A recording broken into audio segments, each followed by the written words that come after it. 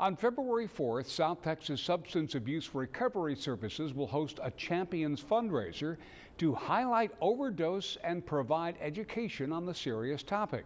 Our Ashley Gonzalez joins us now and shares how serious the overdose issue is right here in the Coastal Bend in tonight's top story. Ashley?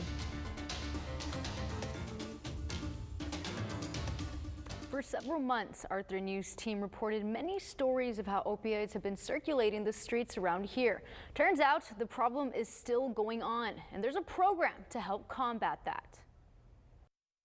It would be hundreds. I know Ranzas Pass recently had an epidemic. In a couple of weeks, they had like 12 people, or they had a bunch of people, all fentanyl-related overdoses. Overdoses happen very often in the Coastal Bend. That's why South Texas Substance Abuse Recovery Services exists. They help people who want to be helped. They get to the agency at 5:15 to prepare to start their day at 5:30. Clients are walking in at 5:30. The organization says their patients who struggle with opioid abuse are in an uphill battle. Most people don't realize this is normal functioning. Most people with opioid use disorders wake up down here and they got to do whatever they have to do just to barely function. And then they have to do that every 3 to 4 hours. It's a last resort for people fighting their addiction. Whether it be heroin addiction or narcotic pain medication abuse, they come into our clinic usually in very, very poor shape because they're struggling with these addictions that basically overwhelm their entire life.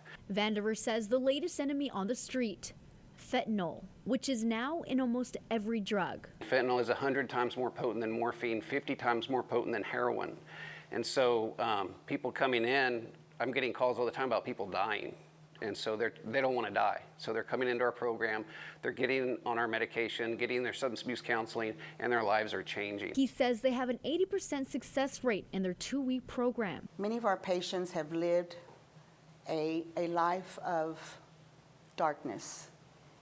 When they actually step into our doors, that tells us they are ready to make treatment work.